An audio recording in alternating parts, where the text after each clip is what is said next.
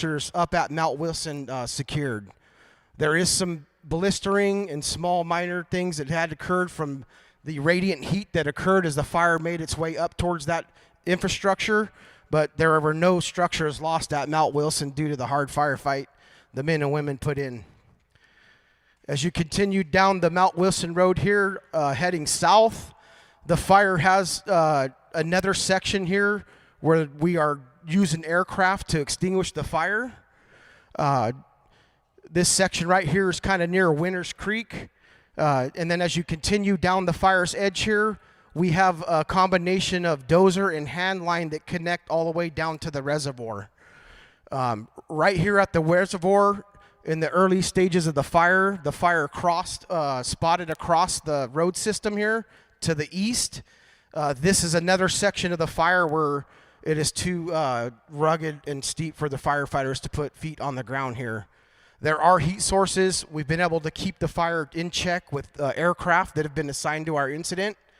And so we'll continue to do that until we can show these sections of the fire contained. As you come around the lower section of the fire here, a lot of progress has been made at gaining containment. Along this section here, all along the bottom end, we have a lot of work to do, as you can see, along the south end of the fire here. As you work your way down through the communities here, the heaviest impacts from the fire that we've identified will be in the Pasadena area. There's a lot of work in here. In my career, I've never seen the amount of devastation and destruction that exists in here. So a lot of work. It's going to be long term. As far as the fire perimeter, we're continuing to mop up and secure this and working as hard as we can to make sure that we can get folks back into their communities. As you continue around the bottom edge of the fire back out to the west, we're still making progress, and it kind of brings us back up to where I started. I want to just speak to these areas of concern that I spoke to. We have a mobile retardant plant. It's a portable tank that we can set up here at Mount Wilson that allows us to use the retardant from that tank to drop on these areas that we've identified as far as concerns. We're also working to identify ridges and other features out here from past fires and from information we have from the forest, the national forest here, that we will use to implement as contingency plans if these areas become concerns and we're not able to control them during a future wind events. So we do have plans in place both on the east side of the fire and on the west side of the fire should another wind event occur. We'll continue to work as hard as we can, as safely as we can, to get you all back into your property safely. Thank you for having me.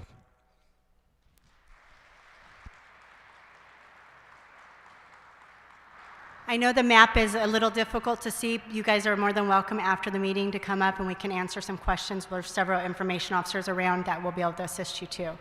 Next, we're going to go with fire behavior and weather update with Dennis Burns. Good afternoon, Dennis Burns, fire behavior analyst for the incident management team. First off, let me go a little bit into the weather that we're expecting over the next several days. In my career, I haven't seen as many red flag days in a row as what we're seeing here since the Thomas fire a few years ago. We're looking at the red flag warnings to continue through Thursday morning, most likely. Having said all that, you may start seeing advertised as soon as this evening, if you're watching the news, that the National Weather Service is issuing what they call basically a very dangerous situation, particularly dangerous situation. However, that is to the north of us. We're still in the red flag warning, but the winds are actually expected to be farther north of us than what they are, so we should be out of the fire area. It doesn't mean things are any better, but the chance for damaging winds, things like that, actually are a little bit more north of us. If I can back up a little bit in time, when this fire first ignited, the typical Santa Ana, so if you look at 20 years of weather, the typical Santa Ana has a more northeasterly component. More northeasterly component. The wind's coming this way. Tomorrow's is actually more east. When this incident started, it was almost directly out of the north, which is very rare for this area. I've been doing fire behavior for 25 years, and this area where this incident occurred is generally during significant Santa Ana events pretty wind sheltered. I mean, you feel the wind, but nothing like to the north, San Fernando Valley going out to the coast and through Ventura County. So, it does happen as we've seen, but this actual event was pretty rare. So we're continuing that dry conditions.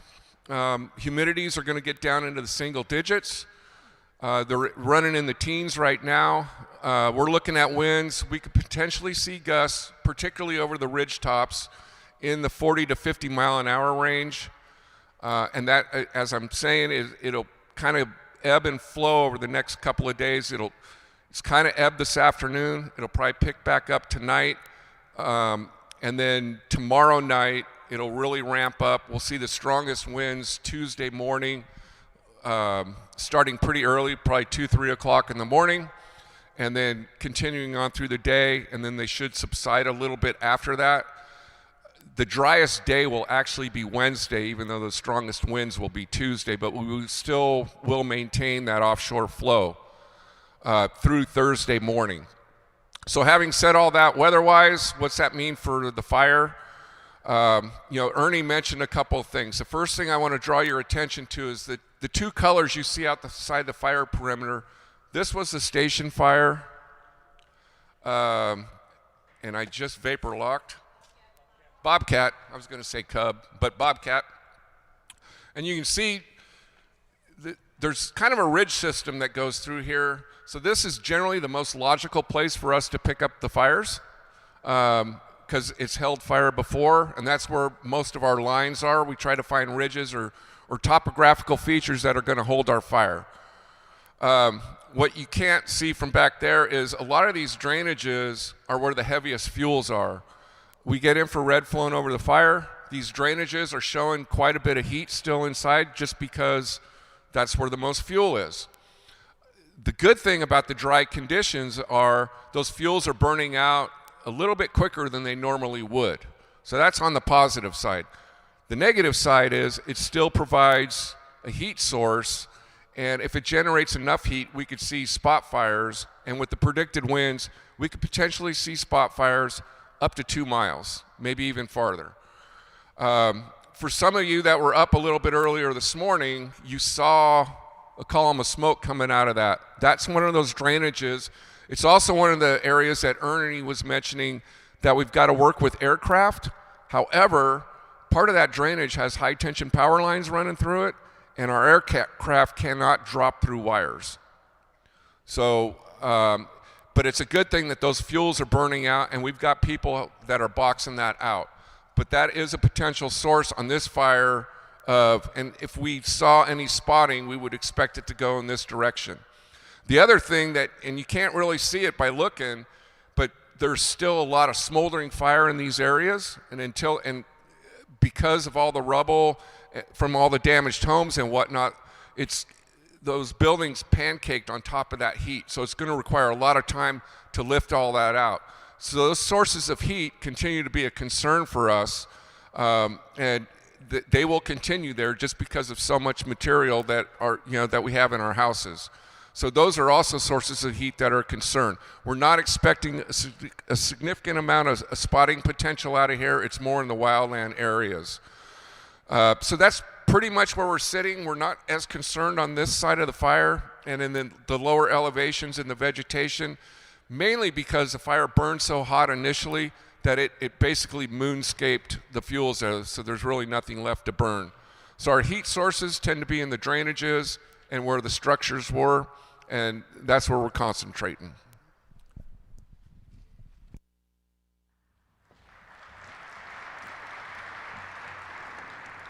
Thank you. Our next speaker is going to be Air Resource Advisor Jen Croft. Good evening. It's great to see so many smiling faces after such a tragic event. I'm encouraged that all of you are here. I'm Jen Croft with the Interagency Wildfire Air Quality Response Program. I take the information from the operations group, the incident commander, all of our cooperators, fire behavior, and the incident meteorologist to kind of formulate your various incident-specific air quality forecasts. I'm looking at the impacts to public health, public transportation, and all of our fire suppression responders that are in the system. I use that information then to formulate a forecast that's very specific, tapping into all the monitors that are available. The monitors that are available in the area right now, you can see them at fire.airnow.gov.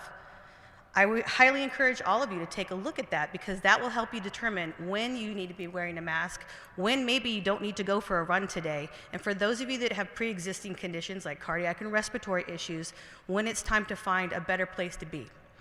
Information is loaded on that. I encourage all of you to go and visit with that.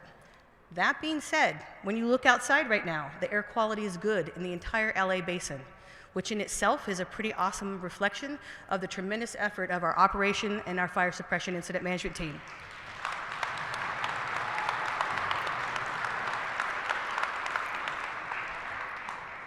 However, here's the hard part.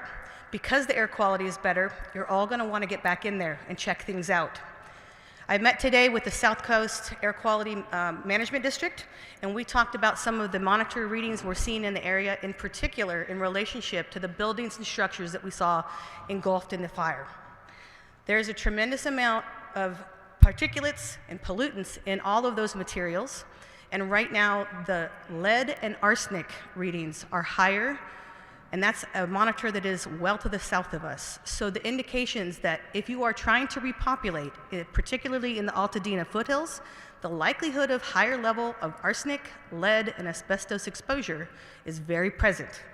Keep that in mind when you start thinking about digging into all of your property items, moving things, taking a look at.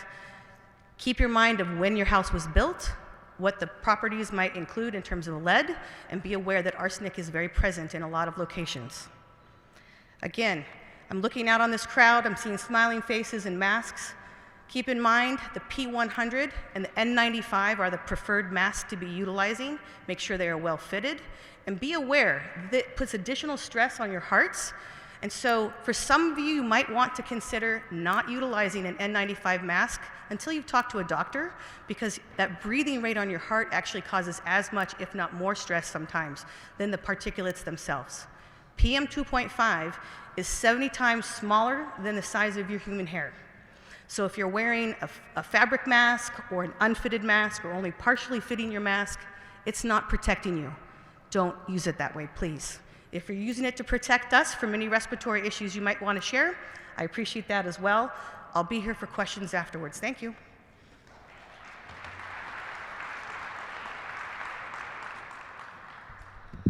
All right, so that's going to cover our portion of operational in regards to the suppression efforts. Now I'm going to bring up Operational Section Chief Jed Gaines, who's going to talk about the operational recovery efforts we've been doing. Good afternoon, everyone. Thank you for being here.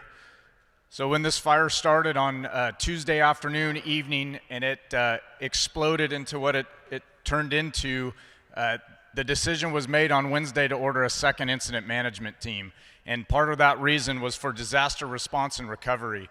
Typically on a fire this size, we don't have two incident management teams, but because of the complexity and the disaster and the devastation that you guys have seen here, that is why that decision was made.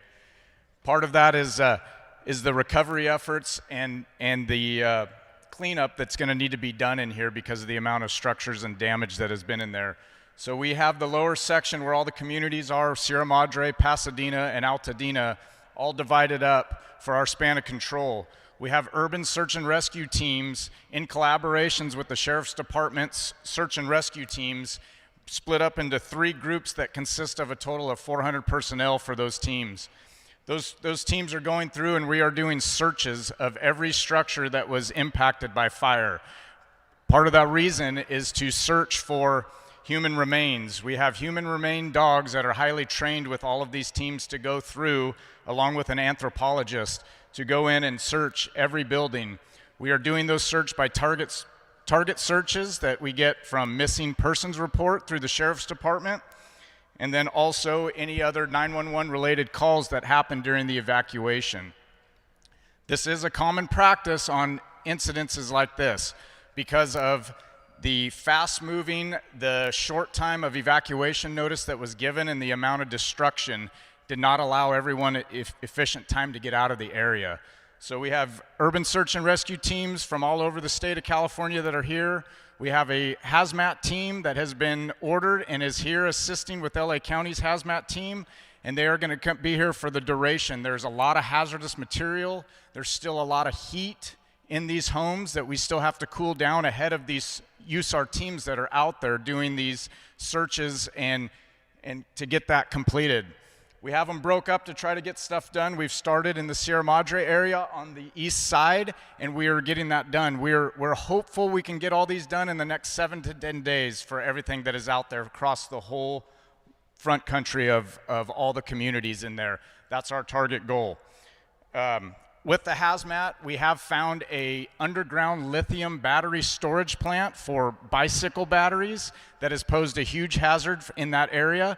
We are working with the hazmat teams to keep that contained. So a lot of that is just very dangerous. As you just heard, the air quality in some of that area is still very, very high and dangerous.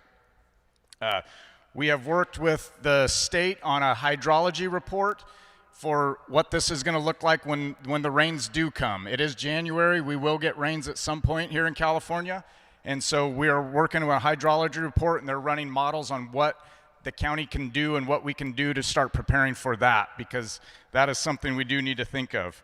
We have an infrastructure group that we're working in collaboration with the County Roads Department, City Public Works Department. We're helping get roads opened up and cleared up so the utility companies can still get in there. They're getting in there, still getting the power lines down. There's not only fire damage, but there's a lot of wind damage.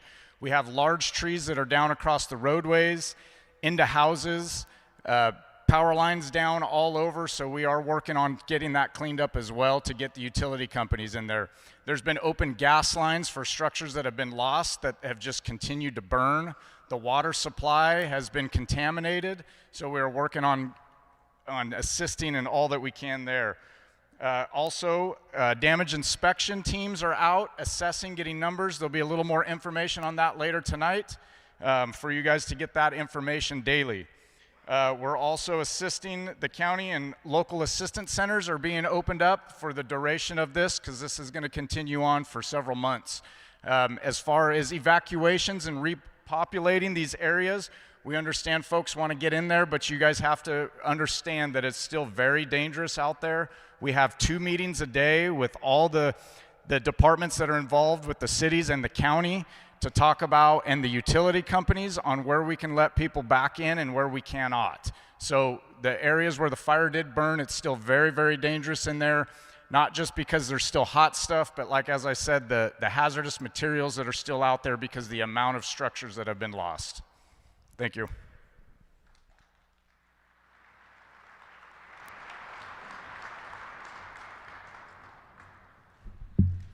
Next up, in regards to evacuation information, Captain Williams with the Los Angeles County Sheriff's Department.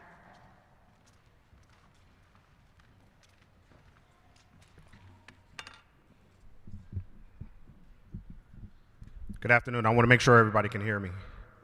Great.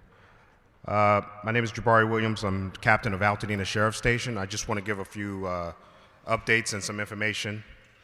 As we heard, the fires has caused significant damage. We have over 7,000 structures damaged. 3,200 residents have been evacuated, and there's still over 9,000 structures still at risk. So it's important that we follow the guidelines just to keep people safe. There's progress being made right now to repopulate certain areas of Altadena. As was mentioned earlier, there's a long process involved, and involves a lot of different agencies. They meet, like you said, twice a day. They go out to certain areas. Those include Public Works, the utility companies, Public Health Department, the Fire Department, and of course the Sheriff's Department. And we all have to agree that the area is safe for people to repopulate before we can actually start to do it. So it's a long process. We are making some progress, but just be patient with us because it's going to take some time. The Sheriff's Department, we have over 350 personnel on scene, actively working. We have over 1,400 missions in place. That includes hard road closures, traffic control points, roving security, and evacuations as needed. We're still supported by the National Guard and by California Highway Patrol. The 6 o'clock curfew is still in effect, 6 p.m. to 6 a.m. mandatory curfew, and that's only for the evacuation order areas throughout Altadena. Again, that's only for the evacuation ordered areas throughout Altadena. As of this morning, we've made 25 arrests. Some of those arrests were for curfew violations, so we are strictly enforcing this curfew. Please adhere to it. There was questions about whether people can bring drones or fly drones into the affected areas to assess their property damage. The answer is no. It is actually illegal. It's against the law to fly a drone in a damaged area like this. We've already made 2 arrests for people flying their drones.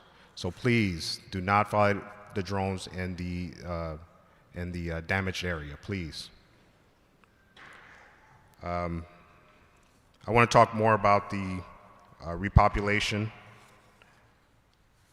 As of right now, we're starting to repopulate part of Altadena. We've started just as of 3 o'clock today.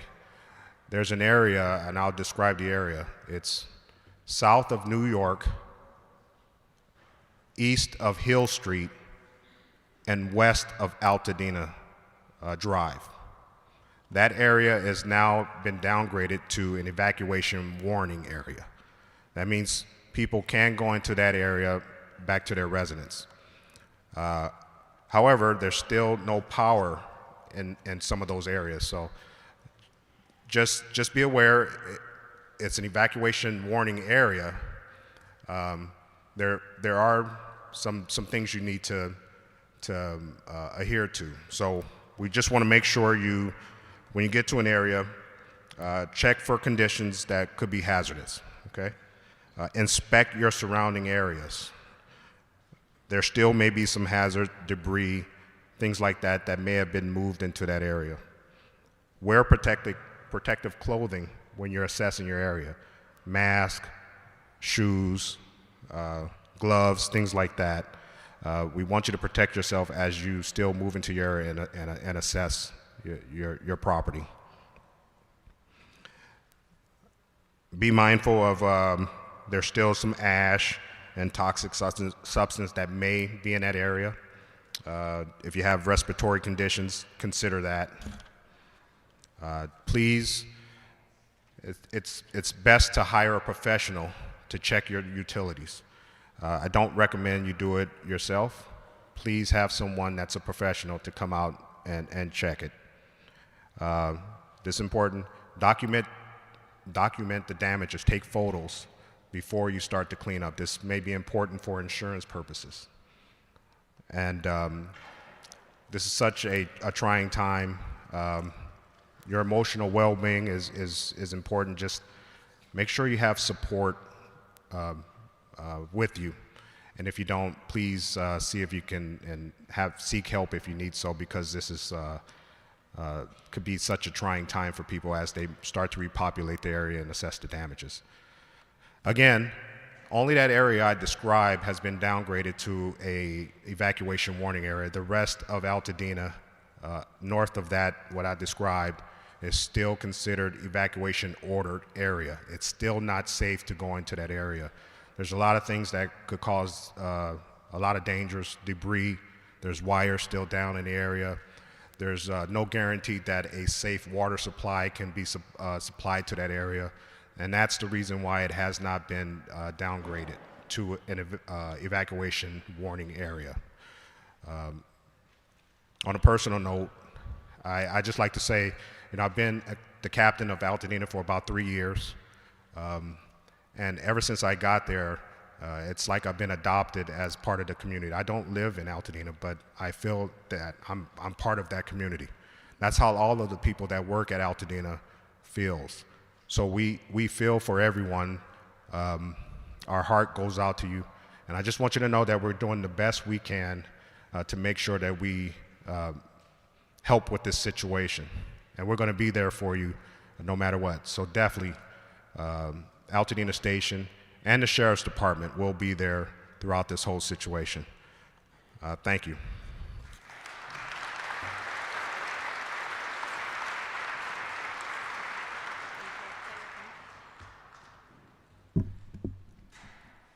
Thank you for that information, Captain Williams. Next up, we're going to go into some utility information. We're going to start out with the Director of Los Angeles County Public Works, Mark Pastrella.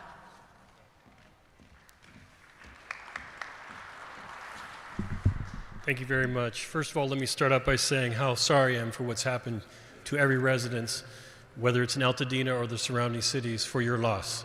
I have experienced that loss myself and am currently recovering in my own home after a recent fire in the Camarillo area. So I know what it takes.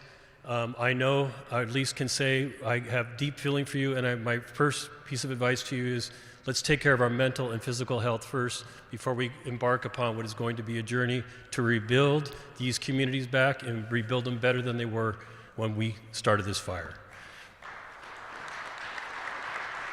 So as the fire and sheriff, and by the way, I had to start there too, we're so lucky to have an outstanding fire department and sheriff and PD and fire from Pasadena. They have done an outstanding job along with our state and federal partners, and especially CAL FIRE, have done a great job attacking this fire and bringing it to a closure, and now preparing to hand off the facilities, this place, back to your local public works department and utilities, and that's who's about to talk to you next. But I want to know, hands off, great response, incredible what has happened to reduce the risk that occurred here, albeit it was massive. And by the way, after a 38-year career in public works and many, many fires, both in my personal life and in my professional life, this is a career fire. This is a significant event in LA County, and you have gone through a significant event. The good news, and what I want to bring to you, is hope and optimism. You have local agencies, in particular our Public Works Agency, as well as our other departments that you will meet here in a minute, who have, unfortunately, the great experience of how to recover after fires, after many years of experience, and we're good at it. And we intend to bring all of our force to recover this place and bring back the life safety and support system that supports you in the homes that you will reoccupy someday.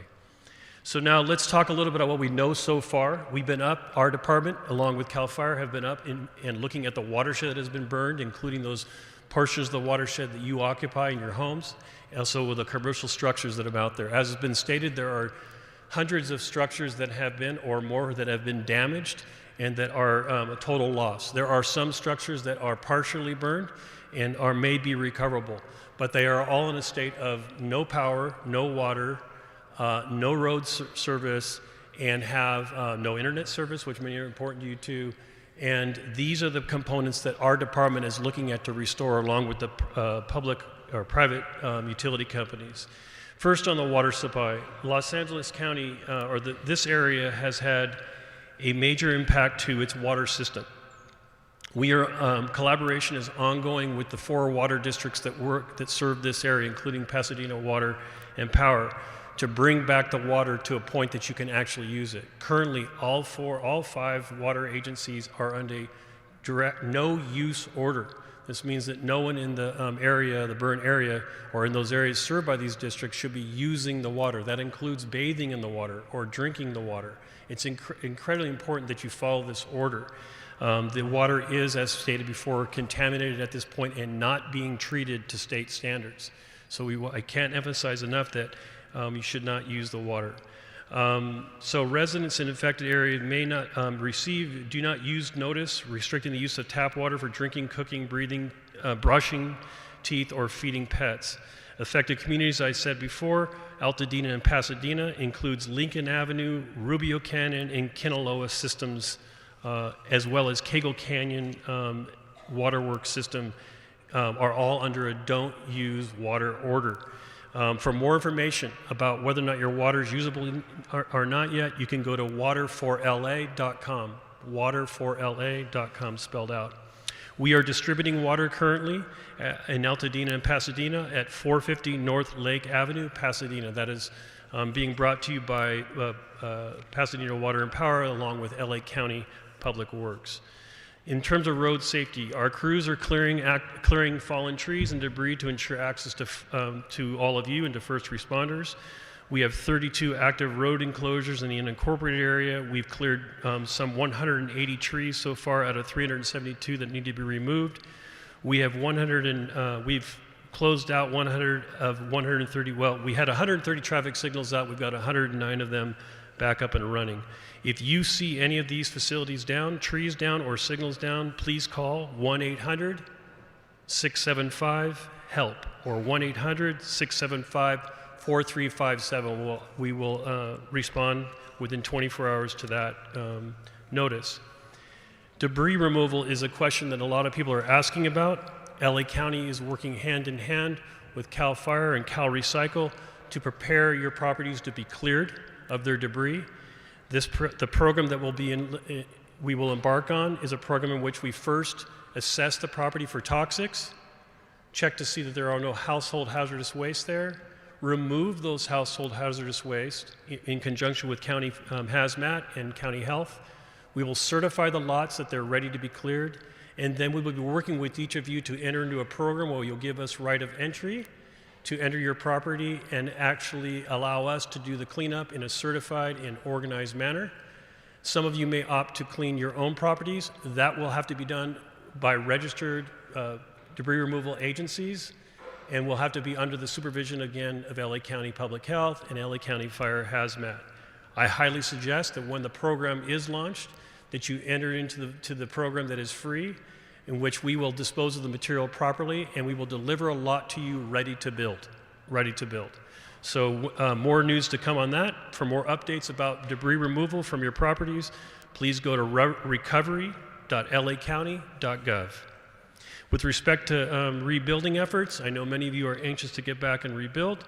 Once the debris removal is complete and your lot has been certified as cleared of all hazardous materials, the county will establish a one-stop permitting center in Altadena, located physically in Altadena, to streamline the permitting process and to provide easy access to necessary services.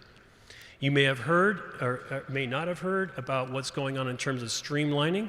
Supervisor Barger has committed to streamlining the system for LA County residents, and the governor of the state of California has recently also committed to reducing the regulations required to rebuild a home. We intend to make this as fast as possible to rebuild your homes.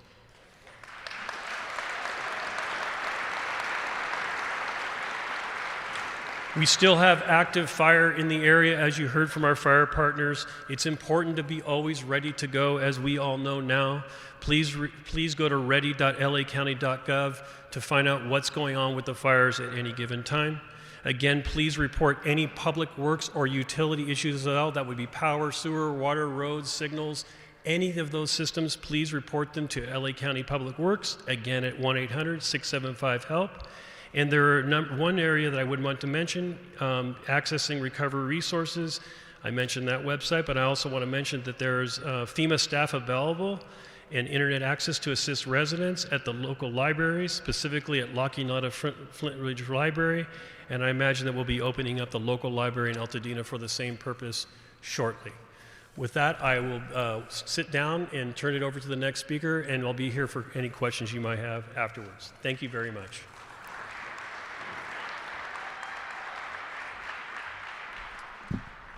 Thank you for that information.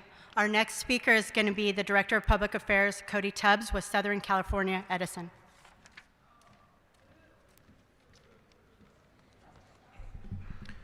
Good afternoon. Want to make sure everyone can hear me okay. My name is Cody Tubbs. I'm a Director of Public Affairs at Southern California Edison. I'm here today because I want to provide some very specific information about the crews that we have deployed 24/7 to restore power in a safe manner as quickly as we possibly can, in particular in the Pasadena community of our service area. Before I get into some of the statistics around all the resources that we have deployed, focusing on restoring service in a safe and efficient manner, I wanted to take a minute to just share a personal note. I used to live up on Galbraith Road for a number of years. I'm very familiar with the community. And myself, many of our SC team members are living this with you. One of my team members at SC, who I work most closely with every day, unfortunately, she got out of her home in Altadena with the shirt on her back and her 2 dogs, and that was it. And I feel for her. I know many of you in the room are either going through similar crises or you have friends and family and loved ones who are, and we're living this with all of you. On top of all that, we certainly understand the hardship of having power that's out for extended periods of time. So I wanted to share some information in terms of the resources we have deployed. As of today, we've deployed 3,500 SCE crews, contract crews, mutual aid personnel, vegetation management, planners, and others whose sole mission is focused on getting the power restored across the service area. Since we began this severe, unprecedented wind event of last Tuesday, we've had over 500,000 SC customers who've had their power restored. I know all of you here in the room today are most interested, what does it mean for these communities here? And I want to share some very granular information with all of you that hopefully paints the picture of the resources that we have dedicated, in particular in Altadena, related to Eaton Fire restoration. We have over 500 line workers, hundreds more vegetation management crews, a number of planners, all of whom are focused on working out of a mobile command center here in the Altadena community with the mission of, in a 24/7 manner, getting the power restored as safely and as quickly as we possibly can.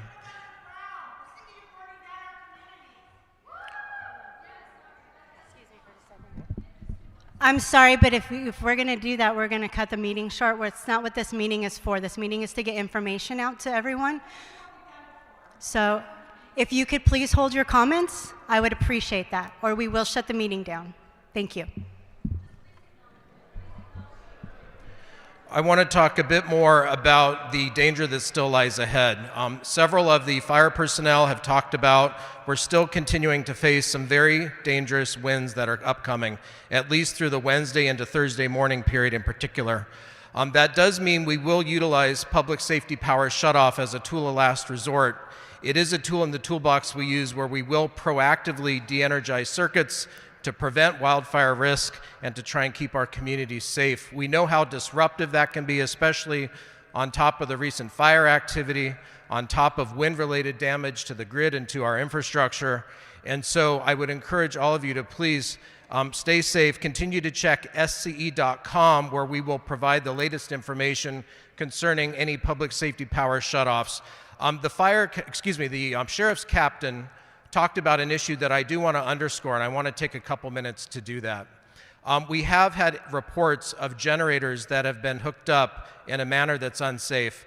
Please work with a licensed electrician when hooking up a generator. If the generator is not hooked up in a safe manner, it can cause what's called backfeed onto our system. This can pose potentially fatal risk, both for our personnel but also for the public. So please, when hooking up a generator, please consult with a licensed electrician. Another issue as we continue to face this period of potentially sustained high and dangerous winds, additional red flag days, treat any downed wire that you may see as though it's live and stay away, and please call 911. That is our number one safety concern. Safety has driven all of our decision making every step along the way, and I want to ensure that all of you have the information and the tools that you need to stay safe. I also want to share some information in terms of some of the remarkable work that I know many nonprofit charitable organizations in the communities have begun. Food banks, the YMCA, Pasadena Humane, so many organizations doing so much. Edison International, the parent company of Southern California Edison, will be providing our own resources to further help with the great charitable activity that I know a number of those organizations are working on. I want to talk just a little bit, if I could, building on Mark Estrella's comments, LA County Public Works. Southern California Edison is committed to working shoulder to shoulder, not only with the first responders with whom we've been working with every step of the way since these incidents began. We've had one of our fire management personnel deployed at the Eaton Fire command post every single day. We'll continue to work closely with other partners, certainly with Supervisor Barger's office, Representative Chu's office, others, LA County Public Works. Mr. Estrella mentioned this notion of a centralized permitting office in Altadena. Southern California Edison wants to partner with LA County Public Works so that we can have the most efficient, streamlined process possible as those of you who will need to focus on rebuilding embark upon that process. We want it to be as efficient as we possibly can, and we're committed to partnering closely with LA County Public Works and other partners to make sure that happens. I will be available after to answer questions. I do want to underscore, for those of you who are looking for the most up-to-date information, SCE.com is updated regularly 24/7. It includes all of our safety information. Please, it's a resource available to you, and please make good use of it. Look forward to answering your questions. Thank you for your time.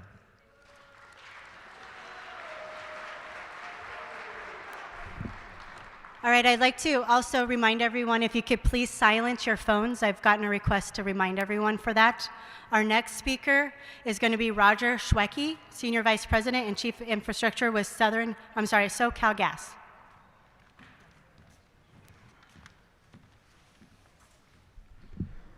Good afternoon, everyone, and thank you for giving me the opportunity to talk with you today and give you some of the updates from SoCal Gas. First of all, I'd like to start.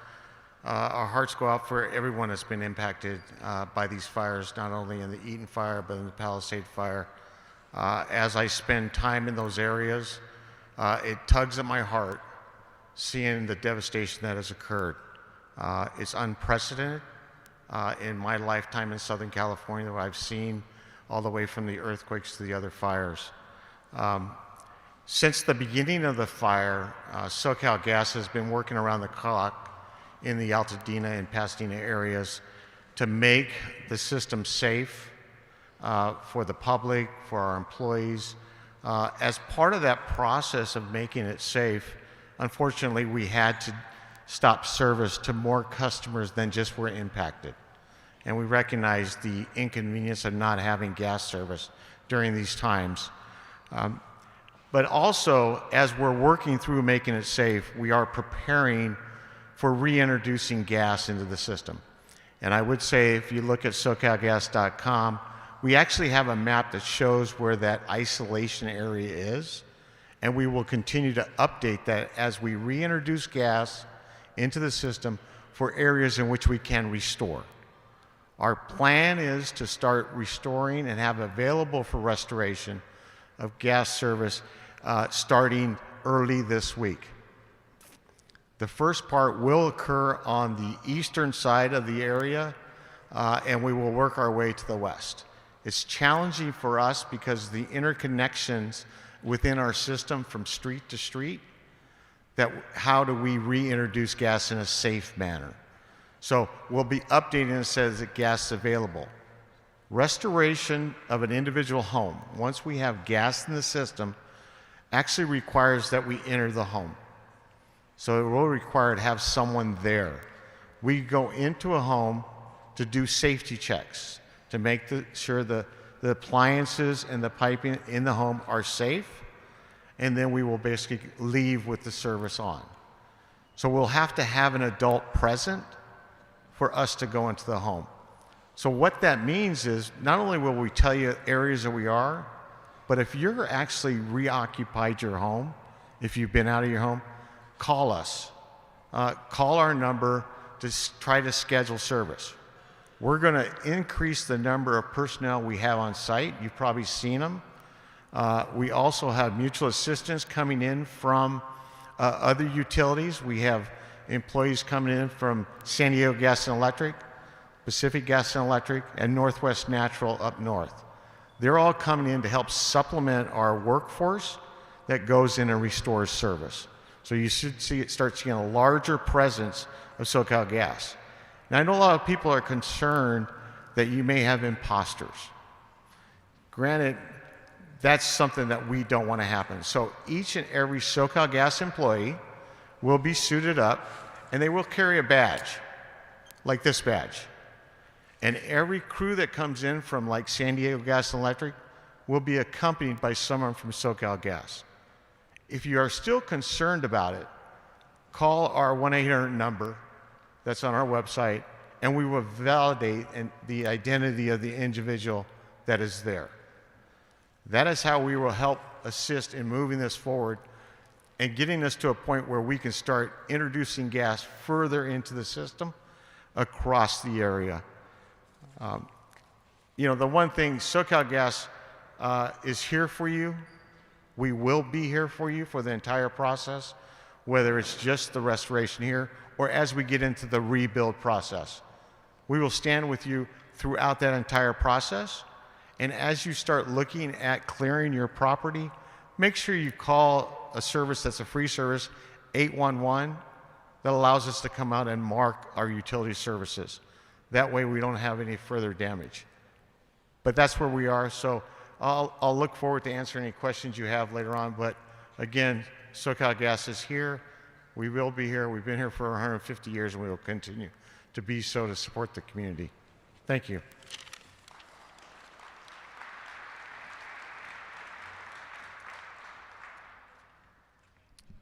Thank you. Next up from our Public Health, Los Angeles County Director of Public Health, Dr. Barbara Ferreira.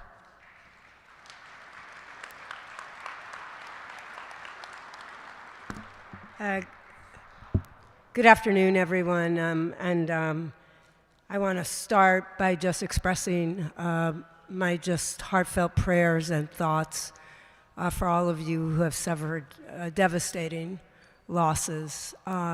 You know, I know some of you who are here today. I have some friends, I have some colleagues who have lost everything. And I know that that's the same story for so many of you. And there's really almost no words that we can offer in these times except for you to know that we're gonna be here for you in all of the ways you decide you need our help. And I'm really here today to listen and take back to our team what it is that would be helpful for you as we head into a recovery phase. I do want to thank our first responders.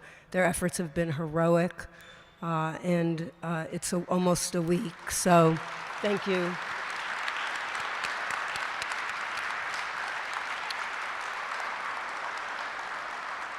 You know, we all owe them a huge debt of gratitude for putting their lives on their lines for all of us every single day, round the clock.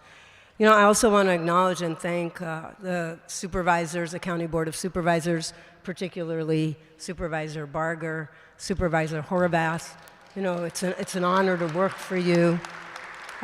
This is a time where all of our elected officials have come together, and they really are bosses and make it possible for us to be able to listen to you, and then their insistence that we be of service is something I take to heart every day, but I really appreciate the outstanding leadership. And I want to note that the public health officer here in LA County has declared this now a health emergency, which does allow us to work with the federal government, who has also declared this a health emergency, to try to relax, again, some of the rules and get some waivers so that we can have some more flexibility. I'm, of course, worried about three things in particular. One is I want to make sure that all of you have access to all of the health services you need. Health services to meet your physical needs, health services to meet your emotional needs and help you address all of this trauma. And we do need some flexibility. I want to make sure that those of you who need your medications are able to get your medications. Right now, I know you can go to the Civic Center, and there's a pharmacy team there that'll help you connect and get your prescriptions. Hopefully, starting tomorrow, the Department of Public Health will stand up a telehealth service for those of you who are having trouble going through your normal provider or your normal pharmacy to get your prescriptions filled. We're also here to help you connect to a provider if your provider is no longer able to provide services because they've either been evacuated or they're in a zone where there's been a lot of fire damage. So please, we have a 7-day-a-week service for you. You can call us, and we're going to try to help you with what you need.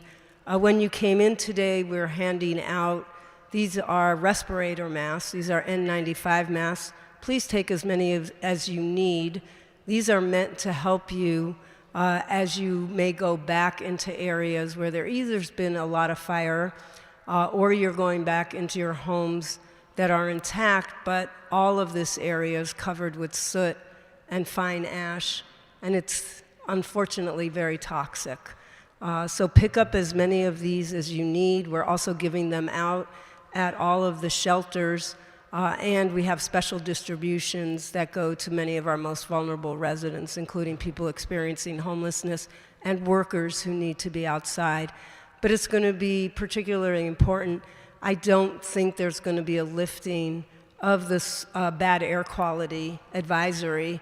And for those of you who are going to be outside, you really should be using the N95 masks. Those cloth masks, even those sort of blue masks that you may use for in other situations, they're not going to work to filter out the fine particulates that are in the sort of the smoke and the smoke vapors. So, pick up what you need. If you need more, go to the shelter after today.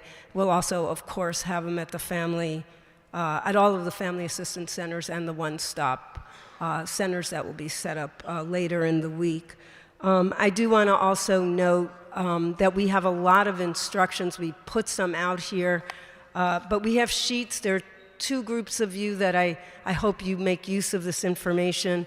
One is those of you who are going back and your houses are there, but you were in a zone where there was a lot of smoke and there's a lot of ash and soot. It looks like this. It's in many different languages. It'll tell you how to safely clean up. It also will tell you, please don't use your leaf blowers. Please don't use a household vacuum cleaner unless it's got a HEPA filter. Those things are just blowing around this dangerous and somewhat toxic ash. So we do have some tips on how to clean safely. We also have passed out today, for those of you that are going back into areas where there's been a lot of fire devastation, those areas in particular, you need to take extra precautions, and you've heard that from so many of the speakers today. The one thing I'd like to urge is when you're going back, this ash is particularly toxic to young children. So we're going to urge that young children not be touching any of this contaminated debris because it's filled with lead, asbestos. Some of you, we've had meltdowns of lithium batteries. So you think of your houses as being relatively safe, and they are, but when they burn, there's a lot of toxicity there. So please pick up that information. It's there. It's also on our website. And again, I'm here to listen and really figure out with you how we can be more helpful in the months that are to come. Thank you.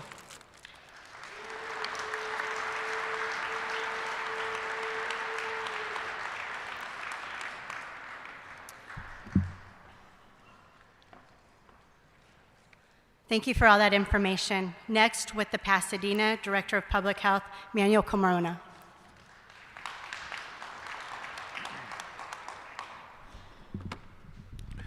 Good afternoon, everyone. My name is Manuel Carmona. I'm the Acting Director of Public Health for the City of Pasadena.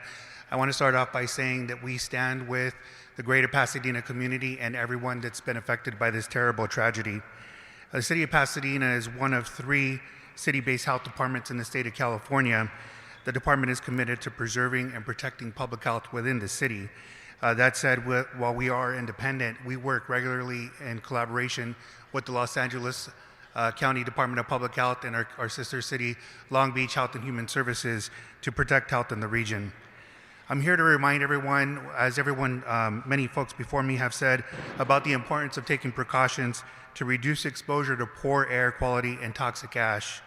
The Pasadena Public Health Department urges everyone to use a tight-fitting mask to protect respiratory health when outside and wear goggles, long sleeve, and pants and gloves to protect against toxic contaminants when handling ash and debris. If you have any concerns, consult with a health provider before you put on a mask. If you're unable to wear a mask or you don't have a mask, the best thing to do is stay indoors if possible. When cleaning up ash, do not use leaf blowers. Avoid stirring or sifting through ash, and avoid actions that kick ash particles into the air. It may be difficult to find appropriate protective equipment at this time. While everyone is eager to begin cleaning up, it's critically important to wait until we have the appropriate protection before doing so. In the days to come, the City of Pasadena will share more information for accessing these essential equipment.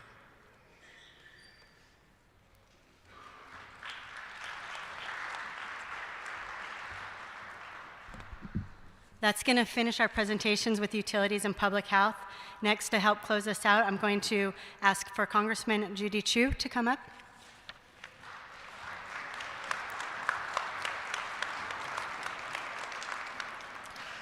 I'm Congressmember Judy Chu, and my heart goes out to you. I've heard from so many of you, and the devastation you are going through is unimaginable. But I do want to say there is help from Washington, D.C. Immediately, President Biden approved the federal emergency management grants, and normally they are approved at a 75% reimbursement level. Well, President Biden made sure they were approved at a 100% reimbursement level.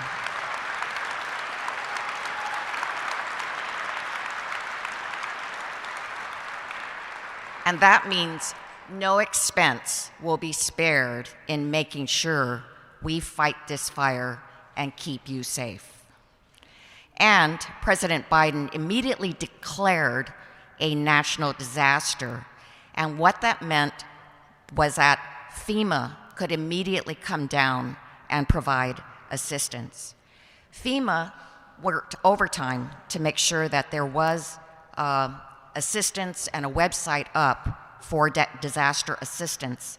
And in fact, there is the disasterassistance.gov website where you can apply for aid, and I encourage you to file a claim from FEMA, and also to put in what your insurance is, because FEMA is supposed to provide what your insurance does not.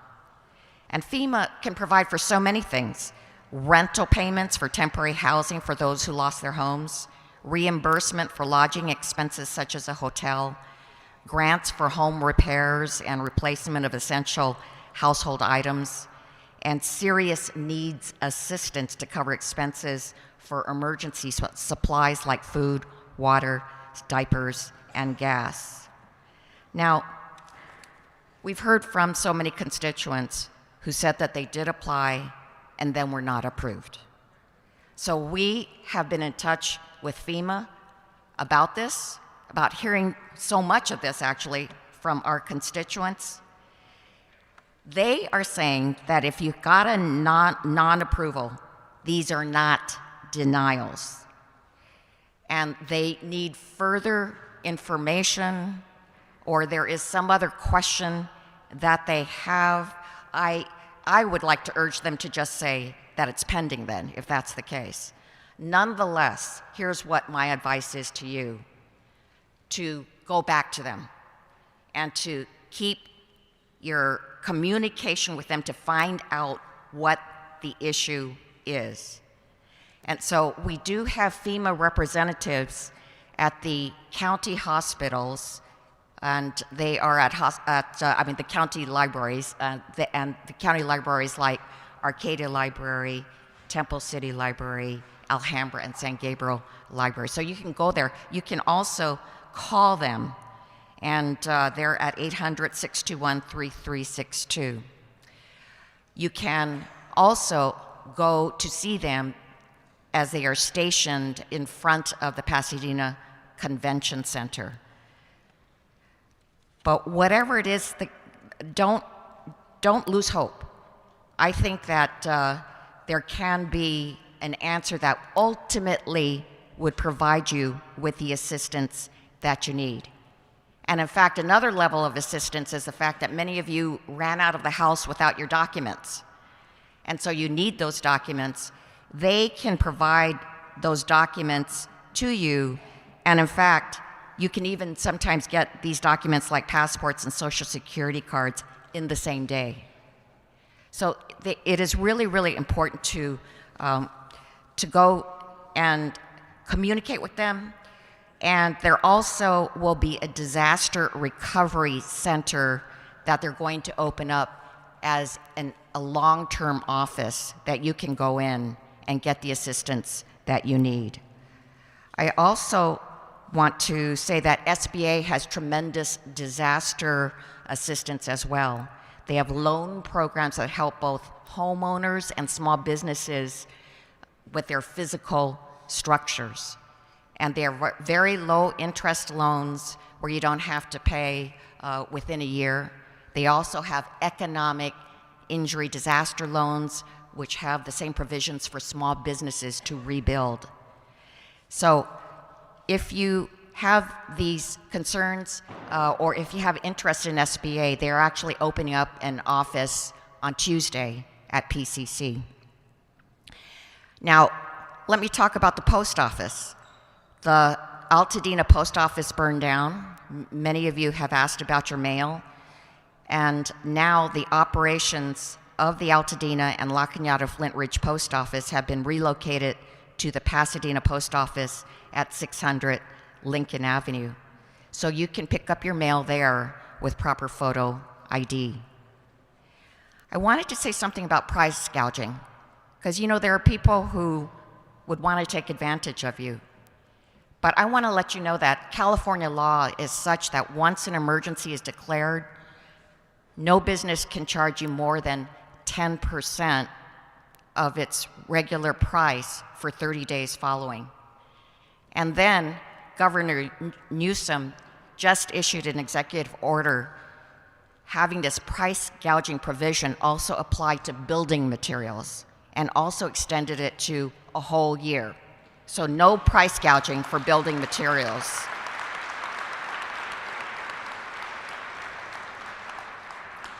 I also want to say there's an issue with insurance. Of course, California has some real problems here, and there have been far too many non-renewals of insurance. Well, thank goodness the California Insurance Commissioner just issued a moratorium on non-renewals for insurance. So if you have it, you're safe for a year, for sure.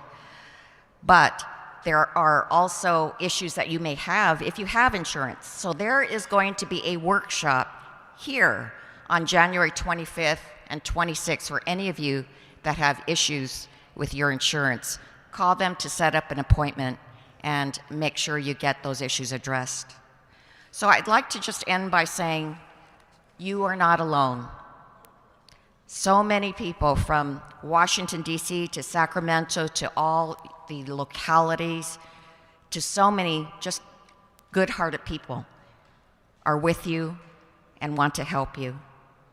And so I truly believe we will get through this. We are resilient, we are strong, and we are a united community that will help one another. Thank you.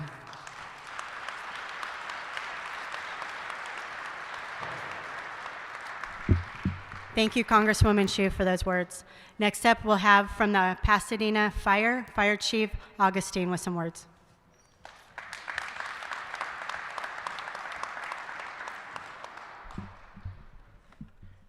Good afternoon. As was mentioned, my name is Chad Augustine, and I'm your Pasadena Fire Chief.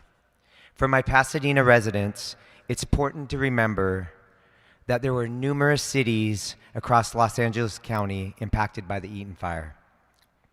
Thankfully, Pasadena is a full-service city with our own police, fire, water and power, and public health.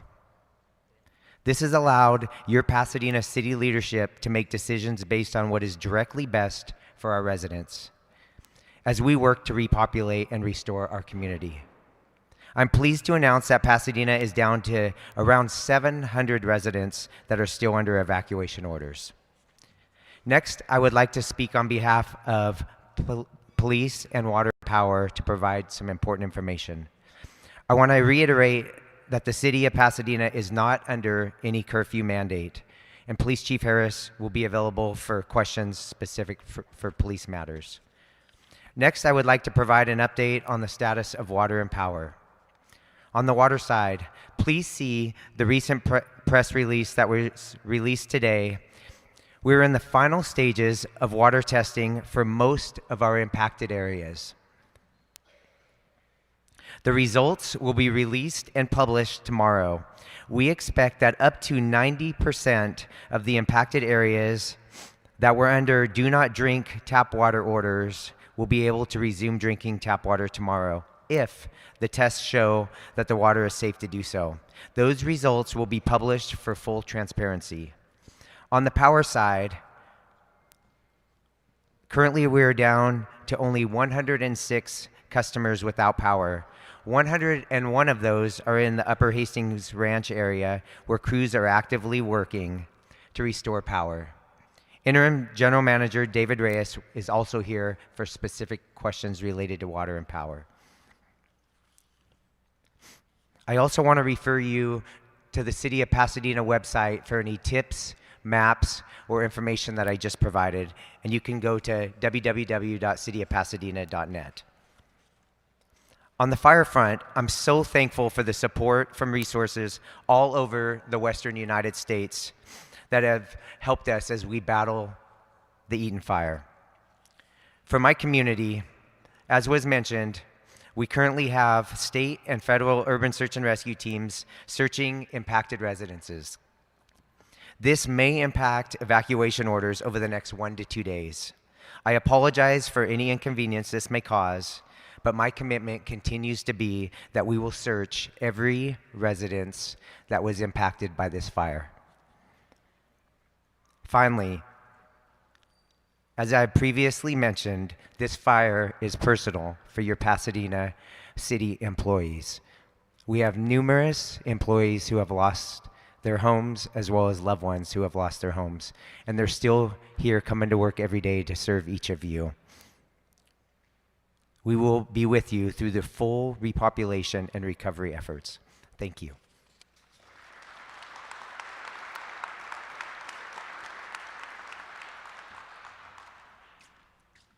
We just have 2 more speakers, and then we'll get to our question and answer. Next, I'd like to call up the Unified Commanders, Dustin Mueller and Kevin Bohal.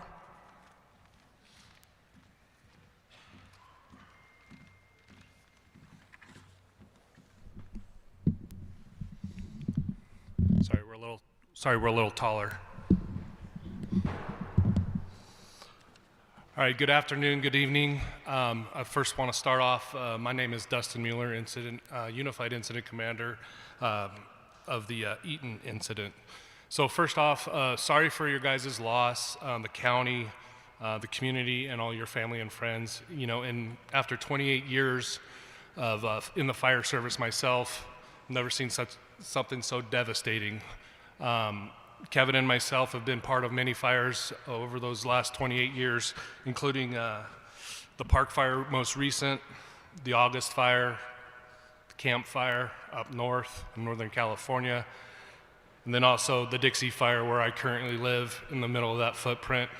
Multiple towns and communities also devastated there. This is by far the most devastating that I've seen. So I want to talk a little bit about what Unified Command means and the extreme effort that we brought everybody together from federal, state, and local departments here to help get you guys back to some kind of normalcy. So Unified Command, we come in with 4 different incident management teams, myself leading a federal incident management team, Chief Bohal leading a state incident management team from CAL FIRE. We got Chief Puckett from the LA County Fire Department leading LA County Fire's incident management team. And then also, sorry, correction on that, Commander Puckett from LA County Sheriff and Chief Pappas from LA County Fire Department. So all 4 of those incident management teams come together for basically one fight and one mission, We had different set mission tasks at first, but myself and the other incident commanders decided that it would be better if we all joined the fight together and all bring all our teams together to support you and your communities.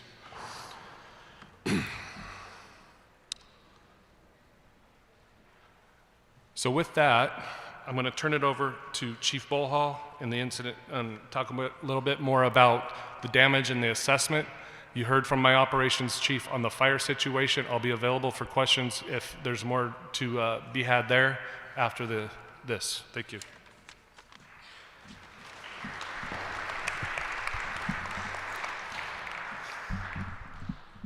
I got to move it back down. I'm a little bit shorter. As stated, we heard from operations and we heard about fire behavior and weather. I did want to talk about how the unified IMT or incident management team is working together to utilize the resources assigned for different skills and abilities. Some of those are perimeter patrol. These are all things we spoke on, but urban search and rescue, damage assessment, assisting in the recovery planning, tactical patrol, and providing information. So specifically, there's been a lot of questions to damage inspection teams, which are DINS teams. What happens is they go out there and they do a survey of the impacted area, and they survey all of the structures. So impacted, ones that weren't impacted, so damaged and destroyed are included in that. So up-to-date information is we're 24% complete on the impact area. 3,800 structures have been inspected, and unfortunately 212 have been damaged and 1,422 have been destroyed. I did want to talk a little bit about a collaborative effort. So in Unified Command, we have a collaboration with local, state, and federal partners, and we also have other entities that help out with that partnership. But one thing I did want to speak on is one of those partners is you as the community, supporting us, supporting each other, and doing everything else we can in this effort to make sure that we have the best possible outcome for the citizens of Los Angeles County. Thank you.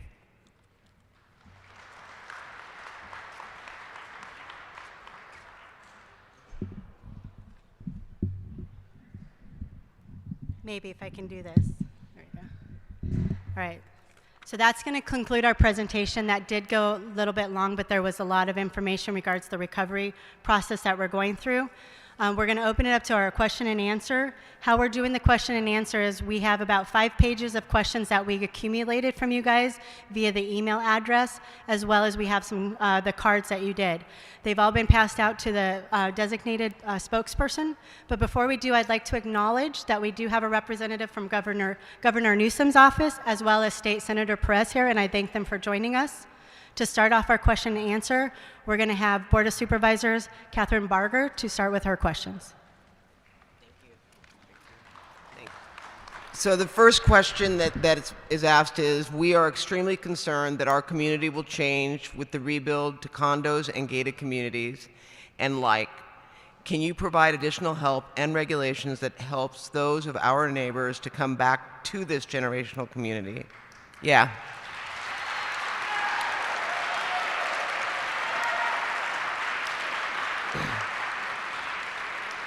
I have been here for over 60 years with family, friends, and neighbors.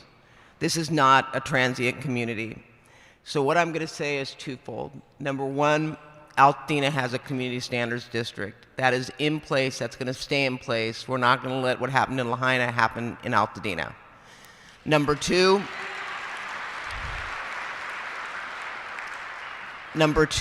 one of the things that caught me on this is generational community. We've been here for 60 years.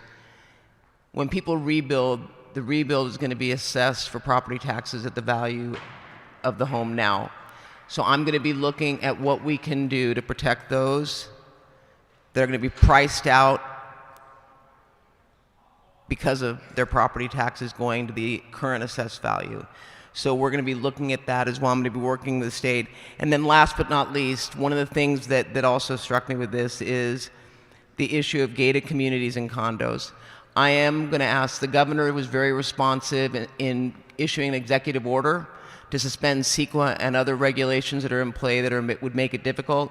I'm going to ask him to actually look at suspending the legislation that has made it so easy for developers to come in and build dense condominiums in areas that do not meet the community standards districts of Altadena. and I'm going to ask that he include that in his executive order so that we can maintain Altadena the way it belongs.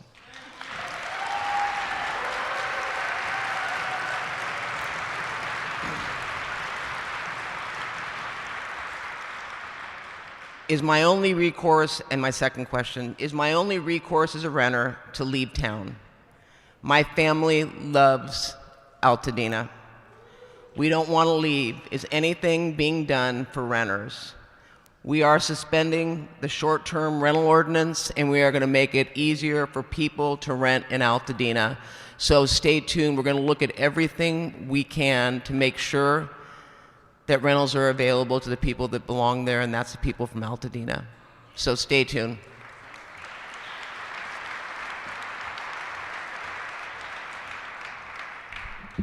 Next up to do some follow-up questions in regards to operations is our Operations Section Chief, Ernie Villa.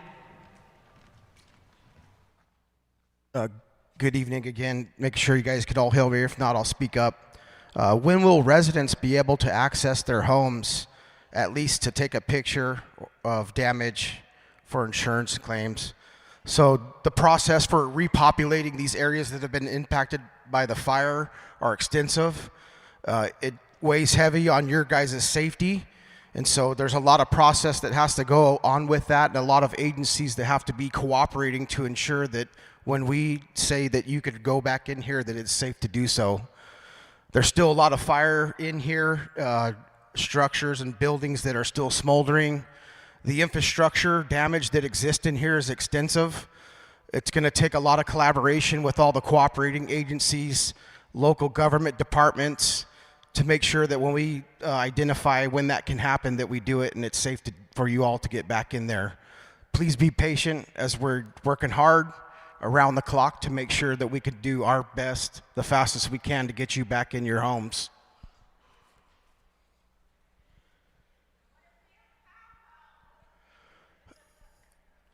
What are the possibilities of the fire reaching the 210 past Orange Grove with smoldering still a threat? As long as this fire has heat signatures in the areas that I've identified, there's going to be an extended threat to the fire getting outside of that area and continuing to move. Things that will limit our ability to do that would be the winds, which would limit the helicopter's availability to fly because of safety, or access issues in here as this operation continues in here with the recovery portion of the efforts that are occurring down in this lower section. Have any firefighters been injured? We have 5 firefighters that have been injured as a result of suppressing the Eaton wildfire. Thank you.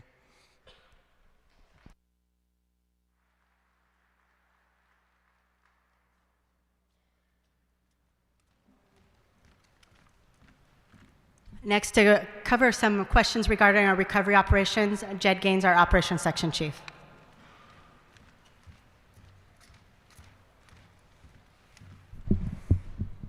All right, one of the questions I have is, why were some of the streets left to burn?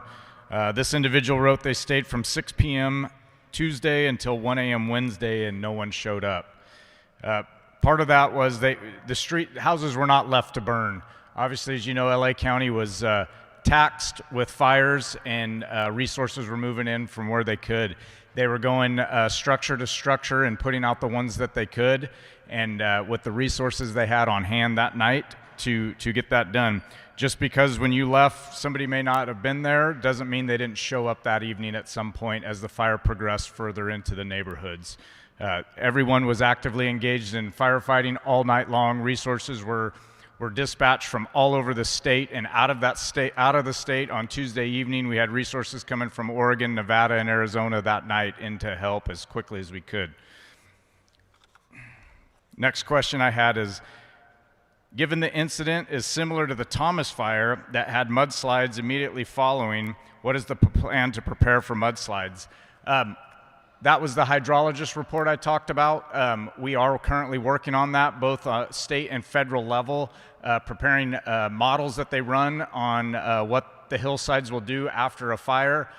So that is being talked about, and that information will be shared with the counties, the cities, even in the fire area and below to try to prevent that. But that is a concern, and people should be prepping and being ready for that for when the rain does come. A follow-up questions, we start preparing sandbags for mudslides. The cities and counties, I imagine, once we get the hydrology report, we'll start doing that. We'll be putting up K-rail and all the other precautions to help with the mudslides if and when that happens. Another question, what exactly does containment mean? So containment means we put a percentage around the fire. So right now it's at 27% contained. That means if you went around the fire and you see our maps that we have up there, the red line that you see on the maps is open fire line. The black line that goes around the edges, that's the containment line.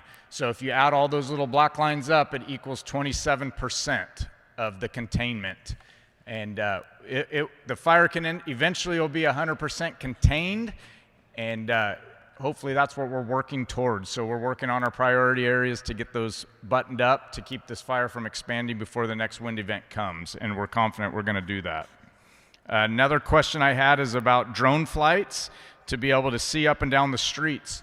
Right now over the fire perimeter, we have a temporary flight restriction, which means there's no aircraft, manned or unmanned aircraft can fly over the fire area. And once that is lifted, we have that in just for fire aircraft only, so we don't have an issue. On the Palisades fire, we had a drone hit one of the super scoopers in flight, and that immediately grounds all aircraft. So if you are flying drones in the area, please do not. There's a temporary flight restriction. The sheriff's working with the federal government to keep those down, and if you are flying, they will locate it and cite you for that. So once we get done with our damage inspections, our USAR teams are done doing their work. Once it's safe to do so, eventually you will be able to get drone flights in, and they'll be able to post footage of the damage area. Thank you.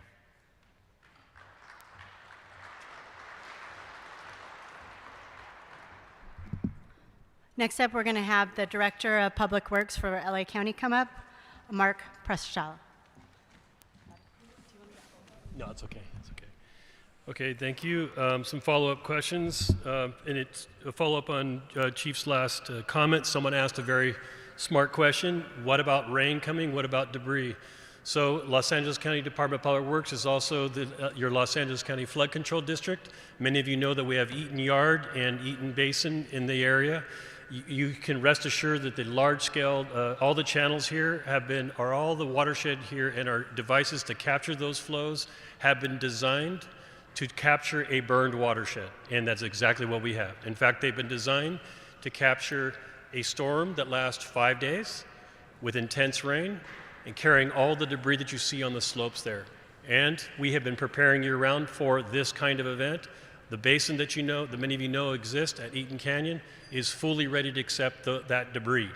That does not mean that we're free from debris or flood hazard. And in fact, we're currently analyzing in coordination with CAL FIRE, as was stated. Our engineers are on site right now analyzing the debris on your properties and the surrounding areas that don't make their way to that debris basin. And we are making plans to, one, advise you on debris control. So if anyone would like to have an engineer come to their home in Pasadena or Altadena or any of the communities here within the flood control district, we will provide a free engineering advice for those of you, particularly those that are occupying your homes currently, so that we can advise you on sandbagging and protecting your home from potential damaging storms. One thing I have to tell you that is a little troubling is we are seeing a change in the weather pattern. We are expecting a change towards the end of the month and expect that we may have a window for rain. And so it is important that you know that we have already been preparing year-round for such an event that includes the fire that actually already happened. So there's that. You can call again our phone number I mentioned earlier, which is 1-800-458-HELP. And you can sign up for, and we will send an engineer to your property to examine it and make sure that it's properly protected in the instance that we have rain. And yes, the question was, have you cleaned the gutters before the rain start? Yes, we clear those year-round. Please provide status of the general wind debris cleanup in the streets. The streets are currently being cleared of debris, trees first, and then they will be removed. The large debris and trash will be removed first. And on trash, for everyone, we will be resuming your trash pickup tomorrow. So if anybody is residing in their home, partially damaged, or if you had put trash out before you left your home, that will be picked up beginning this week, starting tomorrow. Pool owners, someone asked, what do you do about a pool if it's going stagnant and dirty water? Be aware that Vector Control will be actively here along with Ag Commissioner. They will be reviewing any pool that has been left behind or sitting stagnant, and they will be treating those pools for mosquito treatment. I understand that the evacuation area should not drink the water, and there's several of these water ones, and I know it can be confusing about water, so I'll state again. First I'd like you to do is identify which water agency you are served by. There are 5 in the area. Pasadena Water is one of them. Water and Power is one of them. Pasadena Water, as was stated by the chief, has some portions that have a no drink area, but it's very minor. The Altadena area has a large area that is a no use order. You can go again to find out who your water company is by going to water4la.com, waterforla.com.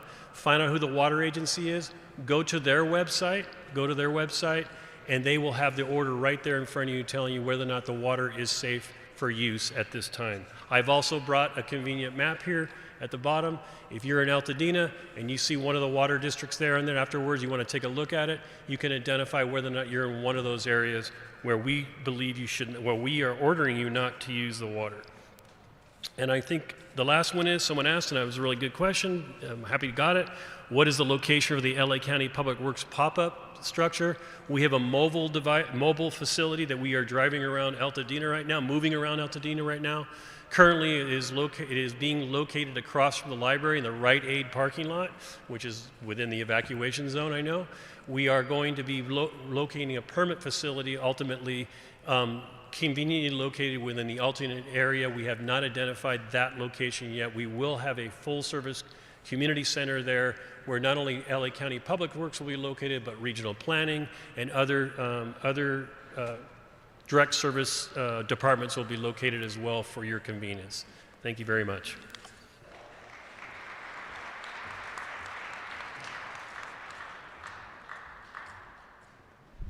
We have a couple more questions that will get addressed. Next up, I'm going to bring up Captain Williams, who has a few questions that he'd like to address.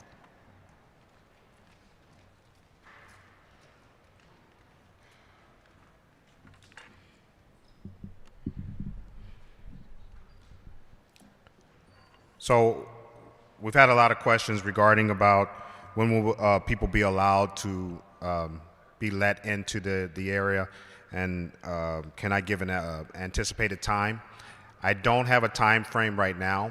However, I will say there is progress. Just beginning today, we did start to repopulate some of the area. I don't want to give a specific time on when we will start to repopulate the other areas, because it takes a lot of different departments to do their assessment. And it will not be opened up until everybody agrees with the assessment of the area. But there is progress being made. And question was asked, what's the best place to search to see if your area is open for repopulation, whether it's been downgraded to a evacuation warning area? The best site is protect.genesis.com, and I'll spell it out. It's protect, P-R-O-T-E-C-T .genesis, GENASYS.com. Just, you can search your area, you can even type in your address, and it'll let you know whether or not it's in an evacuation order zone or an evacuation warning zone. Again, the warning, you're able to go in. The order, you're not. Question about whether or not we're allowing escorts into evacuation order areas, and the answer is we are not. There's a number of reasons for that. First of all, our resources are very valuable right now. We don't want to spread them thin. They're spread out throughout the county. If we were to open up escorts for people, we could become overwhelmed.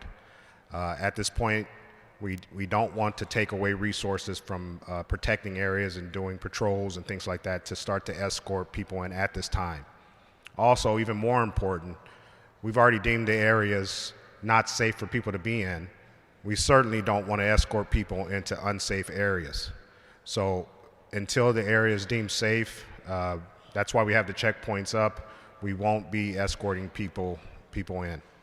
Now, I understand there's questions about can they come in for a few minutes just to get vital medication. Still, we're not escorting people in. However, at the Pasadena Convention Center, that's 300 East Green Street, there are different entities there that can provide medication for people that need so. I personally went there last night, and we saw Kaiser and other medical facilities there that can provide prescription medication as needed. So the best place to go is to the Pasadena Convention Center to get your prescription filled if you need so, or your regular providers.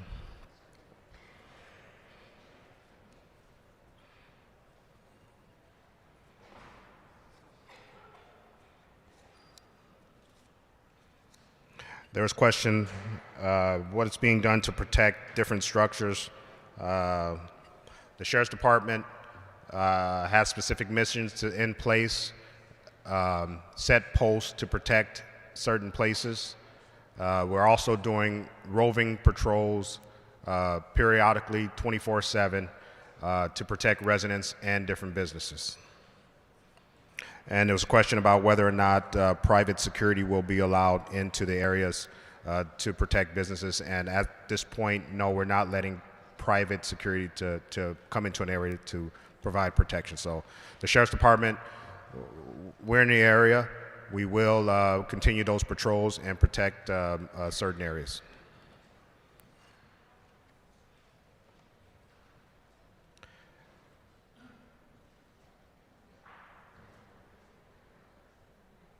That's another.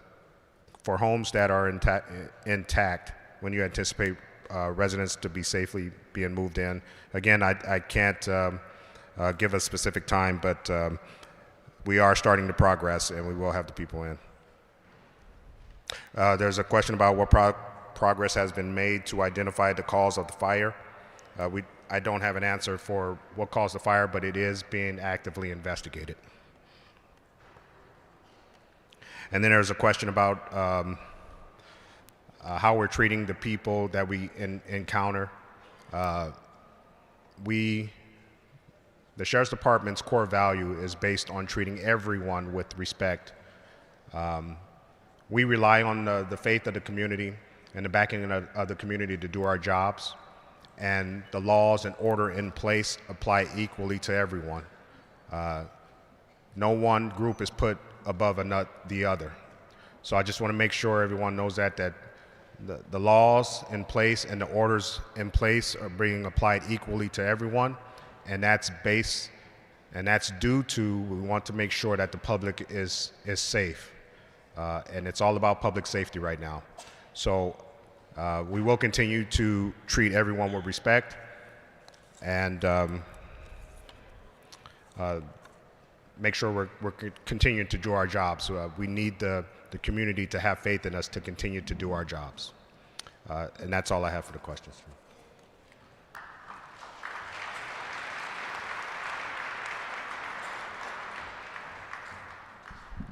There's been a couple of questions about the school systems, and we got some answers. We don't have them all, but we will be following up. But I'd like to ask Dr. Elizabeth Blanco, the superintendent of Pasadena Unified School District, to come up.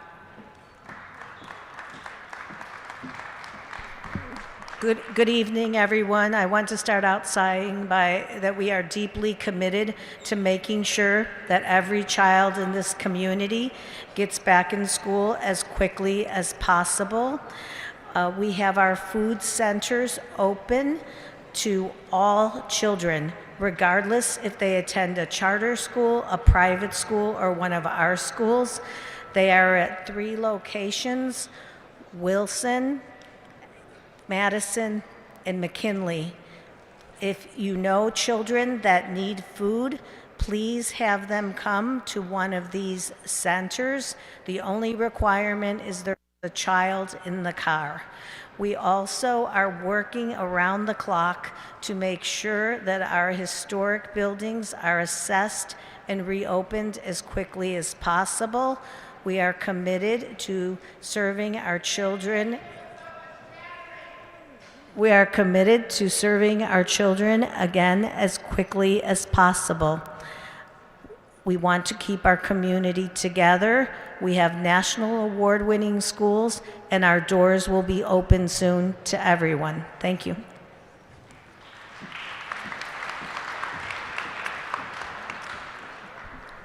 To answer some questions, we're going to bring back up Cody Tubbs, the Director of Public Affairs with Southern California Edison. Okay, a number of you provided really thoughtful questions. Thank you for that. A number of them are very similar, so I'm going to bucket them in the category and just cover each. The first question, which I can understand is top of mind for everyone, is if you've evacuated, do you need to take any action to suspend your SCE bill? The answer is no. What we did is all of the zip codes that had been evacuated as of last week, we did suspend billing. You do not need to take any further action. I do want to share the last bills that went out were on January 9th. That's because of the billing cycle. No bills have gone out since then, so there is a bit of a lag of a few days. But January 10th forward, for every account we have in a zip code that's been evacuated, that account is in suspension. No action needed on the customer's part. Another question that's come up, again, really good questions, thank you, was around undergrounding.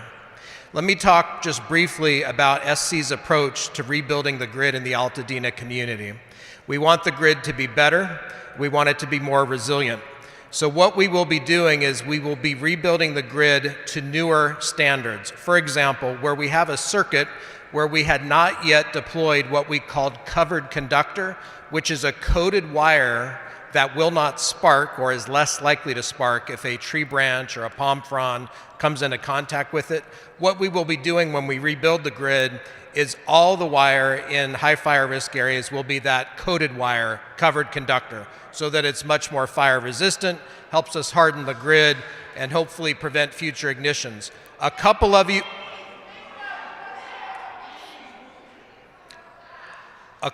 asked in particular around undergrounding. We've been using a targeted undergrounding program already in our high fire risk areas. I'm expecting undergrounding will be among the things we will be looking at to make sure that the grid is resilient and more fire resistant going forward. Another question that has come up from two of you was around the safe operation of your solar system. My recommendation there is please consult with either a licensed solar installer or an electrician to consult with you once you're able to access the solar system to make sure that it is in fact operating safely. And those are the questions that I had. Thank you for providing those. I'll turn it back to Steph now. Thank you. And to close us out on our question and answer, I'm going to ask that the Mayor of Pasadena, Victor Gordo, comes up. Sir, we have an answer for that, and I'll make sure you get it. The question that I have is, many of us are staying with friends in Pasadena who do not have adequate parking on site for our cars. Has Pasadena temporarily abolished their no overnight street parking rule? We have not, but you've got Councilmember Gene Masuda, Jason Lyon, Councilmember Lyon, Councilmember Hampton, and Councilmember Jones here, and we'll certainly bring that back for a process that maybe treats it on a case-by-case basis. And so we'll commit to doing that, and you can look for more information. One of the other things that I heard, and I'll close with this, is the issue of people wanting to go back into their homes. Safety is first and foremost. And this is the escort issue. Can you be escorted back? Safety is, of course, first and foremost. But if it's a matter of resources, we'll also take back the possibility of the Pasadena Police Department partnering with the sheriff, if it's safe, to help provide some of those escorts. Thank you.